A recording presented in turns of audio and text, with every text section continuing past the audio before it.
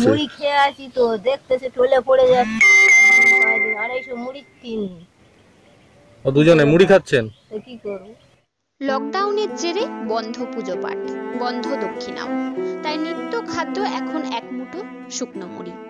একবেলা দুবেলা নয়, টানা 3 দিন মুড়ি খেয়ে দিন কাটছে বৃদ্ধ দম্পতির। করুণ অবস্থা জেনেও পাশে দাঁড়ায়নি প্রতিবেশীরা, খোঁজ খবর নেয়নি প্রশাসনের কর্তারাও। তবে পাশে দাঁড়িয়েছেন এলাকার মুসলিম যুবকরা, জিয়াউল মোল্লা, আজান আলী মুফতি, আবু তালেব গায়েন, মফিজুল মোল্লারা। এখন ভরসা হয়ে উঠেছে হিন্দু ব্রাহ্মণ দম্পতি। বামনখানায় যাই, গাড়ি বন্ধ, আমি যেতে পারছি না। আমার অনেক পুজো বন্ধ হয়ে গেছে, এখন খুব অসুবিধার মাধ্যমে আমি চালাচ্ছি। তবে টুকটাক সাধু মঠে যাই, 50 টাকা করে দেয় মঙ্গলবার করে, তাও আমার বন্ধ হয়ে গেছে, যেতে দেয় না। আমি আগের দিন একটা পূজা আছে, একটু যাবো, এই পূজা করে আমার আজীবন কাল সংসার চলে। এখন ঘরে চাল ডালের কি অবস্থা? চাল বাবুরা এক্ষুনি এসে, বাবুরা 1000 টাকা মানে দিয়ে গেছে, এক্ষুনি দিয়েছে। হ্যাঁ, আমি টুকটাক খাই, টুকটাক। তবে কেউ এখান থেকে কাশীপুর কলেজে 2 কেজি চাল, আলু, একটা সাবান, এখান থেকে 2 কেজি চাল, ডাল, আলু, এরকম করে এখান থেকে কিছু দিয়েছে, সাহায্য আমি পেয়েছি। বন্ধুরা মিলে একজোট হয়ে চাঁদা তুলেছেন, চাল ডাল পৌঁছে দিয়েছেন তাদের ঘরে। লকডাউনের 4 সপ্তাহে এমন মর্মান্তিক ছবি ধরা পড়ল ভাঙড়ের কাশীপুরে।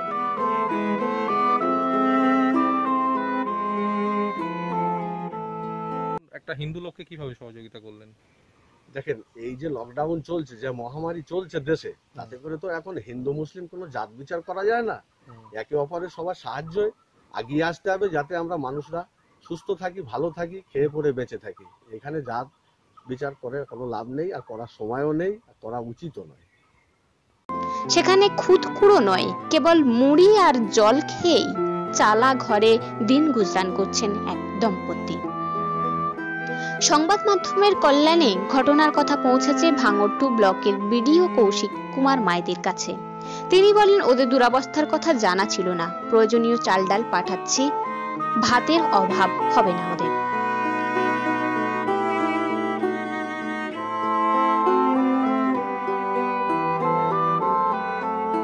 আচ্ছা, কিভাবে আপনারা জানতে পারলেন এখানে এরা আছেন?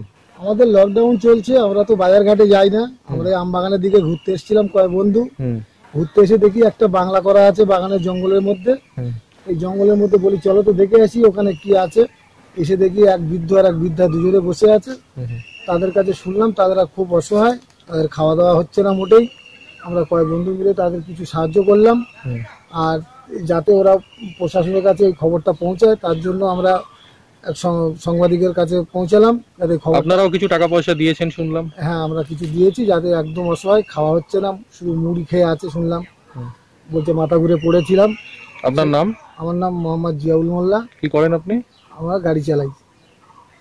কাশীপুর বাজার থেকে বেশ খানিকটা দূরে বাঙাল বেড়ের আমবাগান, তার পাশে বড় পুকুর। ঘোষপাড়া আর মোল্লাপাড়ার মাঝখানে আমবাগান আর ধানক্ষেত দিয়ে ঘেরা দিঘির মতো বিশাল পুকুর। সেই পুকুর পাড়ের চারপাশে ঘন জঙ্গলে শিয়াল, সাপ, বেজির উৎপাত। সেখানেই চট, বস্তা, প্লাস্টিক দিয়ে কোনো রকমে মাথা গোজার ঠাঁই তৈরি করেছেন পূর্ণেন্দু শেখর মুখোপাধ্যায়। 80 পেরিয়ে যাওয়া পূর্ণেন্দুর আপন বলতে স্ত্রী ললিতা বালা মুখোপাধ্যায় মাত্র। তিনিও প্রায় 75 ছুঁই ছুঁই, বাতের ব্যথায় কাবু। গত বছর ডেঙ্গিতে ভুগে শরীর পুরো অর্ধেক হয়ে গেছে। পূর্ণেন্দুর দৃষ্টি গেছে অনেক দিন আগে, চোখে ছানি পড়ায় তিনি ভালো দেখতে পান না। কাঁপা কাঁপা গলায় জানালেন, এক বুক যন্ত্রণা নিয়ে এখানে বুড়ো বুড়ি পড়ে আছি, বাসে আটোই কিছুই যাওয়ার পয়সা নেই। ভাঙড়ে পোলের হাট গিয়ে পুজো করতাম, লকডাউনের জেরে গাড়ি চলছে না, তাই কোথাও বেরোতে পারছি না, রোজগার পাতি সব বন্ধ।